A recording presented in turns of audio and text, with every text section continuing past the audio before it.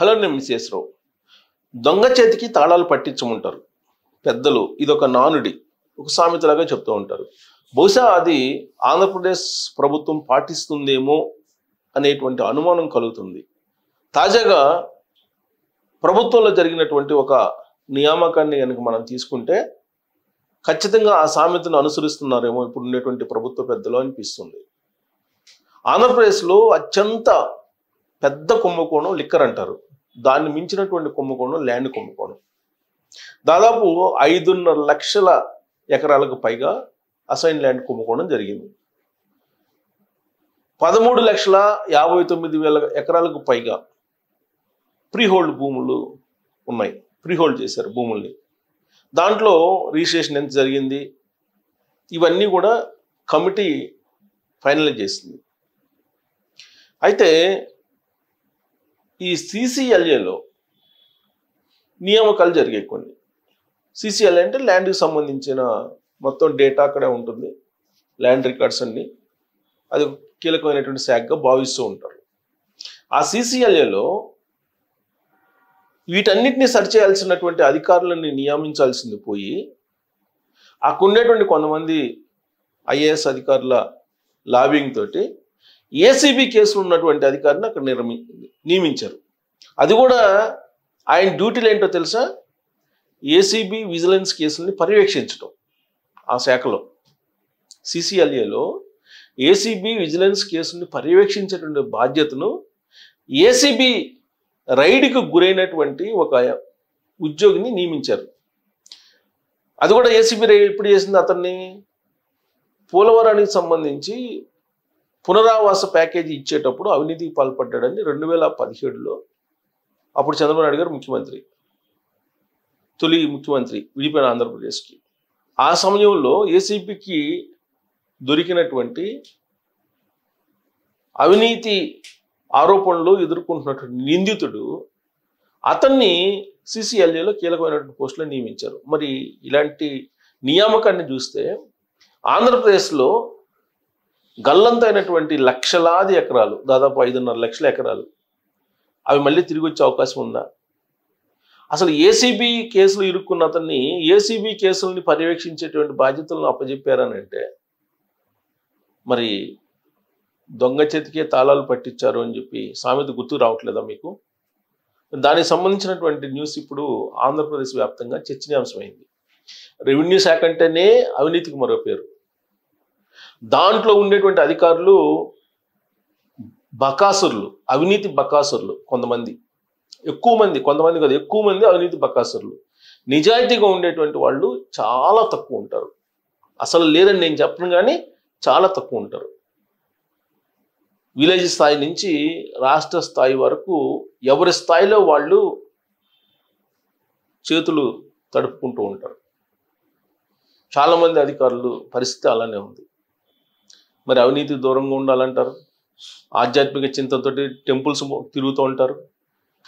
ఈ మధ్యకాలంలో వచ్చిన న్యూస్ ఏంటి? ఒక IAS అధికారి సతీమణి బ్యాక్ డోర్లో డబ్బులు తీసుకొని RDO పోస్టులు ఇప్పించినటువంటి న్యూస్ కూడా వచ్చింది. కొన్ని కోట్ల రూపాయలు చేతుల మీద.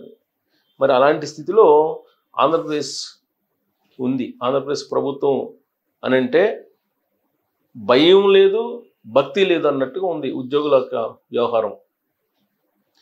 సో కాబట్టి ఒక ప్రభుత్వంతో పనిచేయాలంటే, ఒక ప్రభుత్వం కలిసి నడవాలంటే, ఒక పాలకులతోటి ప్రభుత్వంతో కలిసి నడవాలంటే భక్తి అన్నా ఉండాలి, భయం అన్నా ఉండాలి. ఈ రెండూ లేకుండా అక్కడ అడ్మినిస్ట్రేషన్ని గందరగోళంలోకి నెట్టేస్తున్నారు. గత ప్రభుత్వం తాలూకు వాసనలు ఇంకా కూడా వేడట్లేదు కొంతమంది. పైగా వైఎస్ఆర్ కాంగ్రెస్ పార్టీ సంబంధించిన హార్డ్ కోర్ సింపథైజర్స్కి, హార్డ్ కోర్ కార్యకర్తలకి పవర్ బ్రోకర్స్గా మారిపోయి అక్కడ చలాయిస్తున్నారు పెత్తనం. ఇదంతా చూడలేని పరిస్థితుల్లో తెలుగుదేశం పార్టీ కార్యకర్తలు ఆల్రెడీ సోషల్ మీడియాలో వాళ్ళు తమ అసంతృప్తిని వ్యక్తం చేస్తూ ఉన్నారు. ఇప్పుడు తాజా నియామకం విషయంలో కూడా సోషల్ మీడియాలో తెలుగుదేశం పార్టీకి సంబంధించిన గ్రూపుల్లో తిరుగుతోంది. అది ఏంటి అనేది నేను మీకు చదివి వినిపిస్తాను. ప్లస్ అది ప్రముఖ పత్రికల్లో కూడా వచ్చింది. ఇక్కడ మనం చూస్తే కనుక ఆ న్యూస్ని మనం ఒకసారి చదువుదాం. ఆ న్యూస్ని చూస్తే అసలు ఎంత దారుణమా అనిపిస్తుంది అనమాట మనకి. ఇంత దారుణమైన పరిస్థితి ఆంధ్రప్రదేశ్లో ఉందా అనిపిస్తుంది. అసైన్ చట్టాన్ని కాపాడాల్సిన ఐఏఎస్లే నాడు అడ్డగోలుగా దోచిపెట్టారు. ఇది న్యూస్. సరే, ఈ న్యూస్ అంతా ఇచ్చారు. 13,59,805 ఎకరాలు భూముల్ని జిల్లా కలెక్టర్లు ప్రీ హోల్డ్ చేసేసారు. ఇందులో 5,78,306 ఎకరాలను చట్టాలను ఉల్లంఘించి జిల్లాల్లో ఉండేటువంటి కీలక పోస్టులో ఉండేటువంటి వాళ్ళు ఐఏఎస్లు కొంతమంది కలిసి అంతా కుంభకోణం చేశారు. ఇదంతా 2 రోజుల నుంచి చూస్తున్న న్యూస్. ఇందులో 2,64,000 ఎకరాలు అసలు రెవెన్యూ రికార్డులే గల్లంతాయి. 2,64,000 ఎకరాలకు సంబంధించి రెవెన్యూ రికార్డులే లేకుండా గ్యామ్లింగ్ చేసేసారు కొంతమంది కలెక్టర్లు, అలాగే ఎంఆర్ఓలు, కొంతమంది ప్రజాప్రతినిధులు అందరు కలిసి. అయితే దీంట్లో 13 జిల్లాల అక్రమాలు మొత్తం ఉన్నదే ఆంధ్రప్రదేశ్లో ఉమ్మడి జిల్లాలు 13. దాంట్లో 13 జిల్లాల అక్రమాల్లో టాప్ 4 ఏంటంటే రాయలసీమ జిల్లాల్లో కర్నూలు, అనంతపురం, కడప, ఇట్లు రాయలసీమ జిల్లాలు టాప్లో ఉన్నాయి. సో ఇక్కడ ఇంత జరుగుతుంటే గత 2 రోజుల నుంచి దీని మీద ఇక్కడ జరిగింది ఏంది? ఇప్పుడు తాజాగా ఒక ఉద్యోగిని కీలకమైనటువంటి పోస్టులో నియమించారు. ఏసీబీ కేసు ఉన్న అధికారికే విజిలెన్స్. సిసిఎల్ఏలో తహసీల్దార్లు, ఇతర ఉద్యోగుల సర్వీసు, విజిలెన్స్ కేసుల పరిష్కార బాధ్యతలు ఆయనకు అప్పచెప్పారు. పోలవరం ప్రత్యేక అధికారిగా ఉండగా 2017లో తీవ్రమైన అవినీతి ఆరోపణలు ఎదుర్కొన్నాడు ఆయన. ప్రాసిక్యూషన్కు అనుమతి కోరిన ఏసీబీ, ప్రాసిక్యూషన్ కూడా అనుమతి కోరింది ఏసీబీ ఇతని మీద. ఆయన్ని తీసుకెళ్లి సిసిఎల్ఏలో తహసీల్దార్లు, ఇతర ఉద్యోగుల సర్వీసు, విజిలెన్స్ కేసుల పరిష్కారాల మీదకి ఆయనకి ఇన్ఛార్జ్ అప్పచెప్పారు. సో దీని మీద ప్రాసిక్యూషన్ అనుమతి కోరితే ప్రభుత్వం నాంచివేత ధోరణి వ్యవహరిస్తుంది. ఇటీవల కాలంలో అనుమతించారు ప్రాసిక్యూషన్కి.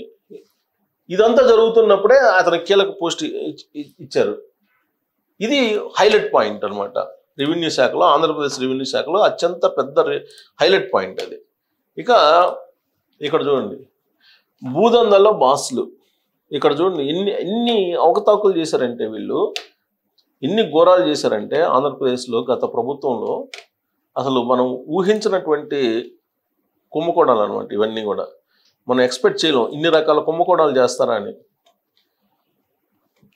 ఇక్కడ చూడండి, నిబంధనలు ఉల్లంఘించి 2023 సెప్టెంబర్ నుంచి 2024 మార్చి వరకు, అంటే 7 నెలల పాటు, కేవలం లాస్ట్ ఈ 6 monthsలో జగన్మోహన్ రెడ్డి గారి గవర్నమెంట్లో 13,59,800 ఎకరాల భూముల్ని ఫ్రీ హోల్డ్ చేశారు. ఇందులో 5,74,300 ఎకరాలు పిఓటి చట్టానికి విరుద్ధంగా జీవో 596ని వాళ్ళు ఉల్లంఘించి నిషేధం నుంచి విముక్తి కల్పించారు. విముక్తి కల్పించి వాళ్ళకి కావాల్సినటువంటి వాళ్ళకి రిజిస్ట్రేషన్ చేయించుకున్నారు. సో ఇక్కడ ఇందులో 264 లక్షల ఎకరాలు అసలు రెవెన్యూ రికార్డులే లేవు. కలెక్టర్ తెలియ జరిగిందా అనేది విచారణలో తేలాలన్నమాట. 36,000 ఎకరాలను విస్తీర్ణంతో సంబంధం లేకుండా 22A నుంచి తొలగించారు. చట్టంలోని ప్రధాన అంశం 20 ఏళ్లు పూర్తయిన భూములకే ప్రీ హోల్డ్ కల్పించాలని. కానీ రాష్ట్ర వ్యాప్తంగా 38,000 ఎకరాలను ఆ కండిషన్ పరిధిలో లేకుండా నిషేధిత జాబితా నుంచి తొలగించారు. సో 20 ఏళ్ళకి అనుభవంలో ఉండాలి ఇచ్చి అమలు చేయాలంటే, కానీ అది ధిక్కరించారు. కలెక్టర్లు జనరల్గా ఏంటంటే జిల్లాల్లో జాయింట్ కలెక్టర్లు రెవెన్యూ మీద ఉంటారు.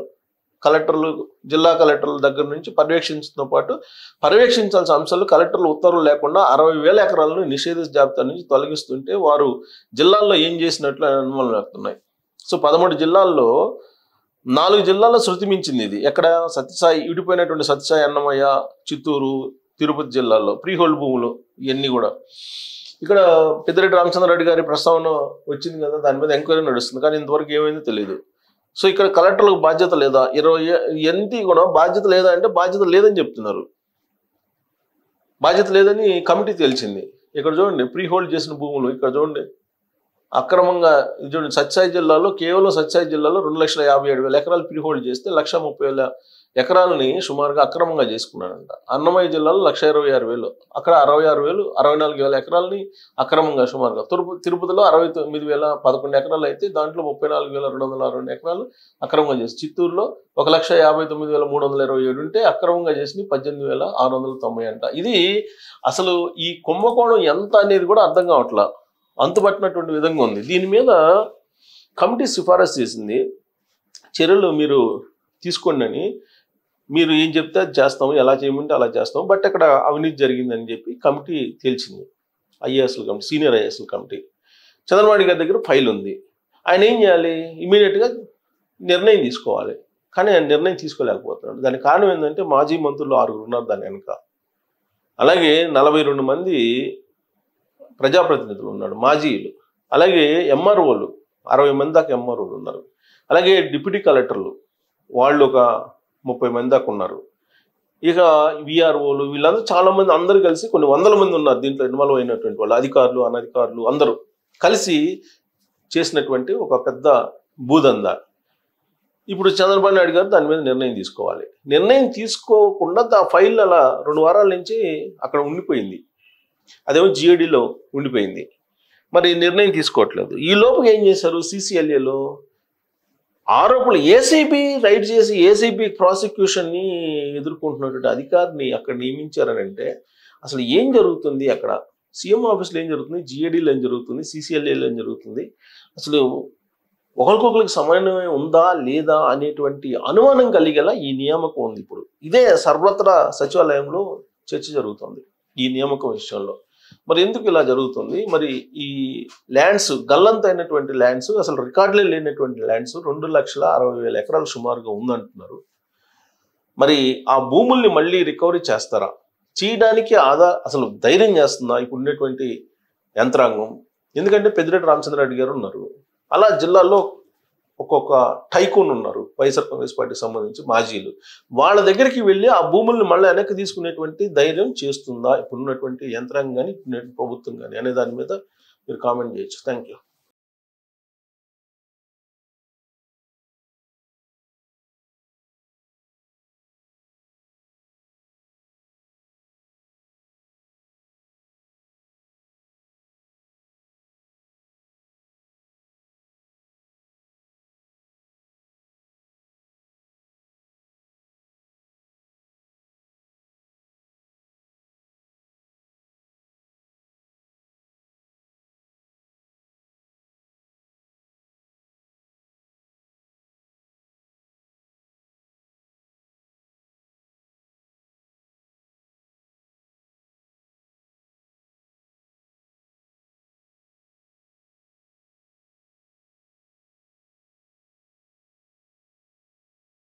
హలో, నేను మిస్ రావు. మాజీ మంత్రి కాకాని గోవర్ధన్ రెడ్డి గారు ఆయన పోలీసులకు అందుబాటులో ఉన్నారా, లేదంటే పరారయ్యారా? పోలీసులు ఆయన అరెస్ట్ చేసే అవకాశం ఉందా? విచారిస్తారా? విచారించడానికి సహకరిస్తారా? ఇలాంటి చర్చ జరుగుతుంది ఆయన గురించి. కారణం ఏంటంటే ఆయన ఒకటే చెప్తున్నారు, మంత్రిగా ఉన్నప్పుడు తాను ఏదైనా తప్పు చేసి ఉంటే ఆధారాలు చూపించండి, నేను ఏ సవాళ్ళనైనా స్వీకరిస్తాను అని చెప్పి చెప్తూ ఉన్నారు. అయితే ఆయన గ్రావెల్లో కానీ లేదా క్వాడ్జ్లో కానీ అవినీతికి పాల్పడ్డారు అనేది పోలీసులు పెట్టినటువంటి కేసు. వీటితో పాటు SC/ST అట్రాసిటీ కేసు కూడా ఆయన మీద ఉంది. దీనికి సంబంధించి ఆంధ్రప్రదేశ్ పోలీసులు గత 4 రోజుల నుంచి కూడా ఆయన్ని విచారణ చేయాలి అనే ఆలోచన చేస్తూ నోటీసులు ఇవ్వడానికి ప్రయత్నం చేస్తూ ఉన్నారు. అయితే నెల్లూరులో ఆయన ఇంటికి వెళ్ళినప్పుడు ఆయనకి ఉన్నటువంటి 2 ఇళ్లను ఐడెంటిఫై చేసి పోలీసులు అక్కడ నోటీసులు ఇవ్వడానికి ప్రయత్నం చేశారు. 2 చోట్ల కూడా 2 ఇళ్లకే తాళాలు వేసి ఉన్నాయి. దాంతో ఆ ఇళ్ల దగ్గరే నోటీసులు అంటించి వచ్చారు. బట్ ఆయన యాక్చువల్గా హాజరు కాలేదు. హాజరు కాకపోవడంతో మళ్ళా నోటీసులు ఇవ్వడానికి హైదరాబాద్ వచ్చారు. హైదరాబాద్ ఇంటి దగ్గరికి వస్తే హైదరాబాద్లో కూడా అందుబాటులో లేరు ఆయన. హైదరాబాద్లో అందుబాటులో లేకపోగా నేనేం అజ్ఞాతంలోకి వెళ్ళలేదు అని చెప్పి ఆయన చెప్తున్నారు. నాకు 24 గంటలు టైం ఇస్తే కనుక నేను వచ్చి విచారణకు హాజరవుతాను అనేటువంటి యాంగిల్లో చెప్తున్నారు. అందుకే 31వ తారీఖున మళ్ళీ నోటీసులు ఇచ్చారు ఆయనకి. నోటీసులు ఇస్తే ఆయన మరి హాజరవుతారా అని అంటే హాజరు అయ్యేటువంటి ఆలోచన లేదు అని చెప్పి మనం చెప్పడానికి అవకాశం ఉంది. దేనికనంటే ఆయన ముందస్తు బెయిల్కి ట్రై చేస్తూ ఉన్నారు హైకోర్టులో. అలాగే క్వాష్ పిటిషన్ కూడా వేశారు. దాని మీద ఆశలు పెట్టుకున్నారు. కానీ ఇప్పుడు ఆ ఆశలన్నీ గల్లంత అయిపోయాయి. హైకోర్టు విచారణ ఫేస్ చేయాల్సిందే అని చెప్పి చెప్పింది. దీంతో పోలీసులు విచారణ తప్పదు అని భావించారు. పోలీసులు మరోసారి నోటీసులు ఇచ్చారు ఆయనకి. దాదాపు 3వ తారీఖు ఆయన హాజరు కావాలని చెప్పి నోటీసులు ఇచ్చారని కూడా తెలుస్తుంది. బహుశా ఆయన కనుక ఆ రోజు విచారణకు హాజరు కాకపోతే ఆ డిఎస్పి నెల్లూరు రూరల్ అక్కడ కనుక హాజరు కాకపోతే ఖచ్చితంగా ఆయన అరెస్ట్ చేసే అవకాశం ఉంది. ఎందుకంటే ఎస్సీ ఎస్టీ కేసు ఉంది, ఎస్సీ ఎస్టీ అట్రాసిటీ కేసు ఉంది. అది కావాలని ఇప్పుడున్నటువంటి ప్రభుత్వం పెట్టింది అని ఆయన చెప్తూ ఉన్నారు. బెయిల్ రావడానికి లేదంటే ముందస్తు బెయిల్ తిరస్కరించడానికి కారణం కూడా అదే అని చెప్పేసి ఆయన భావిస్తూ ఉన్నారు. అసలు ఎందుకు కాకాని గోవర్ధన్ రెడ్డి గారిని ఎందుకు పోలీసులు విచారించాలి సీరియస్గా అనుకుంటున్నారు? ప్రాథమిక ఆధారాలు ఉన్నాయా వాళ్ళ దగ్గర అని చెప్పి మనం ఒకసారి రివ్యూ చేసుకుంటే కనుక ఖచ్చితంగా వాళ్ళ దగ్గర ప్రాథమికమైన ఆధారాలు ఉన్నాయని చెప్పి మనం గతం తాలూకు వచ్చినటువంటి పేపర్ క్లిప్పింగ్స్ని కానీ న్యూస్ని కానీ పరిగణలోకి తీసుకుంటే స్పష్టత వస్తుంది. సర్వేపల్లి చెరువు దగ్గర గ్రావెల్ తవ్వకాలు జరిగాయి. ఆ తవ్వకాలకు సంబంధించి మాగుంట శ్రీనివాసరెడ్డి ప్రస్తుత ఎంపీ ఆయన పేరుతోటి ఈయన గ్రావెల్ తవ్వారు, ఫోర్జరీ చేశారు, ఆయన సంతకం పేపర్స్ని క్రియేట్ చేశారు. అయితే మాగుంట శ్రీనివాసరెడ్డి గారు తను ఎప్పుడు కూడా నేను ఇరిగేషన్ డిపార్ట్మెంట్కి ఈ గ్రావెల్ పర్మిషన్ కోసం అప్లై చేయలేదు, అసలు ఆ సంతకాలు నాయి కాదు అని చెప్పి ఆయన చెప్పారు. బట్ ఆయన సంతకాలు ఉన్నాయి, అంటే అది ఫోర్జరీ చేసి ఆ విధంగా చేశారు ఆ గ్రావెల్ తవ్వుకోవడానికి అనేది ఒకటి కేసు ఉంది. ఇది ప్రాథమిక ఆధారాలు ఉన్నాయి. దీనికి సంబంధించి ఆల్రెడీ ప్రస్తుతం ఉన్నటువంటి ఎమ్మెల్యే చంద్రమోహన్ రెడ్డి గారు దానికి సంబంధించినటువంటి ఆధారాలు ప్రెస్కి కూడా అప్పట్లో రిలీజ్ చేశారు. ఇక రుస్తుం గ్రానైట్, అది క్వాడ్జి, ఎక్కడది పొదలకూరు మండలం, నెల్లూరు జిల్లా. అక్కడ గ్రానైట్ తవ్వకాలను భారీగా చేశారు, క్వాడ్జ్ తవ్వకాలు. ఆ క్వాడ్జ్ తవ్వకాల్లో దాదాపుగా కొన్ని వందల కోట్ల రూపాయలు దుర్వినియోగం జరిగింది. దాని తాలూకు ప్రభుత్వం భారీగా నష్టపోయింది ఆదాయం అనేది ఇంకొక ఆరోపణ ఆయన మీద ఉంది. దానికి సంబంధించి కూడా చంద్రమోహన్ రెడ్డి గారు అప్పట్లో వైఎస్ఆర్ కాంగ్రెస్ పార్టీ అధికారంలో ఉన్నప్పుడు ధర్నాలు కూడా చేశారు. అసలు అక్కడ అనుమతులు లేకుండా క్వాడ్జీలు తవ్వకాలు చేస్తున్నారు, ప్లస్ అనుమతికి మించినటువంటి తవ్వకాలు కూడా జరుగుతున్నాయి, ప్రతిరోజు కొన్ని కోట్ల రూపాయల విలువైనటువంటి గ్రానైట్ వెళ్ళిపోతుంది, క్వాడ్జీ మైనింగ్ చేస్తున్నారు అనేటువంటి ఆరోపణలతోటి ఆయన ధర్నాలు కూడా చేశారు.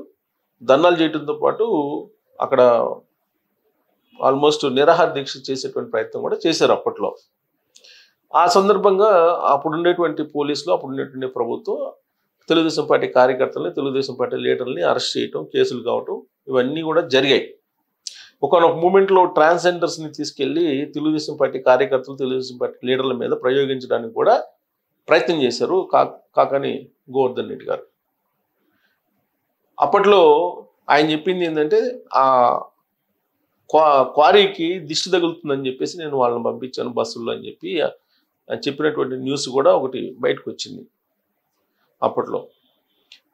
సో కారణం ఏదైనా కానీ ట్రాన్స్జెండర్స్ అయితే బస్సుల్లో అక్కడికి వెళ్ళటం, అక్కడ గనుల చుట్టూ మైనింగ్ చేసేటువంటి ప్రాంతం చుట్టూ వీళ్ళు ప్రదర్శన చేయటం, ఇవన్నీ కూడా న్యూస్లో వచ్చాయి. కాకపోతే తెలుగుదేశం పార్టీ వాళ్ళు అప్పుడు వాళ్ళు చేసినటువంటి ఆరోపణ ఏంటంటే ఈ ట్రాన్స్జెండర్స్ని తమ మీద దాడులు చేయడానికి తీసుకొచ్చారు అనేటువంటి ఆరోపణలు కూడా చేశారు. అప్పటి నుంచి ఈ చంద్రమోహన్ రెడ్డి గారికి, కాకాని గోవర్ధన్ రెడ్డి గారికి మధ్య ఈ రెండు ఇష్యూస్లో చాలా పెద్ద ఫైట్ జరుగుతోంది. ఒకనొక మూమెంట్లో ఈ కేసులకు సంబంధించి కోర్టులో ఫైల్స్ కూడా తగలబెట్టారు అనేటువంటి ఒక పెద్ద ఆరోపణ కూడా వచ్చింది బయటికి. ఆ స్థాయిలో కాకాని గోవర్ధన్ రెడ్డి గారు మంత్రిగా ఉన్నప్పుడు ఆరోపణలను ఎదుర్కొన్నారు. సరే, 2024 ఎన్నికలు వచ్చాయి. ఆ ఎన్నికల్లో వైఎస్ఆర్ కాంగ్రెస్ పార్టీ అధికారాన్ని కోల్పోయింది. కోల్పోయిన తర్వాత కాకాని గోవర్ధన్ రెడ్డి గారి అనుచరుడిని ఒక అతన్ని అరెస్ట్ చేశారు. ఏ కారణం చేత అరెస్ట్ చేశారు అంటే ఒక మహిళని లోబర్చుకొని ఉద్యోగం ఇప్పిస్తానని, ఉద్యోగం ఇప్పించి లైంగికంగా ఆమెని హింసించడం మొదలుపెట్టారు అనేది కేసు. ఆ కేసులో ఇతని అనుచరుడిని అరెస్ట్ చేసి జైలుకు పంపించారు. ఆ సందర్భంగా అక్కడ ఉన్నటువంటి పోలీసుల మీద కాకాని గోవర్ధన్ రెడ్డి గారు మీడియాతో మాట్లాడి అధికారంలోకి నెక్స్ట్ మేమే వస్తాం, బట్టలు ఓడదీసి నడి రోడ్లో నిలబెడతాం అని చెప్పేసి అక్కడ ఉండేటువంటి సిఐని, అక్కడ ఉన్నటువంటి ఎస్ఐని, అక్కడ ఉన్నటువంటి ఇతర పోలీస్ అధికారులని దూషిస్తూ మాట్లాడారు. ఆ తర్వాత కూడా ఆయన ఏమాత్రం తగ్గలేదు, పోలీసుల మీద అనుచితంగా మాట్లాడటం మొదలుపెట్టారు. ఇప్పుడు ఈ కేసు వచ్చింది, ఈ విచారణని ఫేస్ చేయాలి. మరి విచారణ ఫేస్ చేయాలి, ఈ కేసు వచ్చింది. ఇలాంటి సందర్భంలో పోలీసుల్ని మరి తాడతీస్తారా, లేదా నడి రోడ్లో నిలబెడతారా, బట్టలు ఓడదీస్తారా, ఇనేటువంటి డైలాగులు చెప్తున్నటువంటి ఈయన ఇప్పుడు విచారణ ఎదుర్కోవాల్సిన పరిస్థితి ఏర్పడింది అనేది తెలుగుదేశం పార్టీ వాళ్ళు ఇప్పుడు చెప్తూ ఉన్నారు. మరి ఈయన విచారణ ఎదుర్కొంటారా, లేదంటే పరారవుతారా? ముందస్తు బెయిల్ వస్తుందా అంటే ముందస్తు బెయిల్ వచ్చేటువంటి అవకాశం లేదు, ఆల్రెడీ హైకోర్టులో చెప్పేశారు. మరి సుప్రీంకోర్టుకి వెళ్తారంటే సుప్రీంకోర్టుకు వెళ్ళేటువంటి అవకాశం కూడా లేకపోలేదు. ఎందుకంటే సుప్రీంకోర్టుకు వెళ్ళి బెయిల్ ముందస్తు తీసుకొచ్చుకున్నటువంటి వాళ్ళు వైఎస్ఆర్ కాంగ్రెస్ పార్టీ లీడర్లు ఉన్నారు.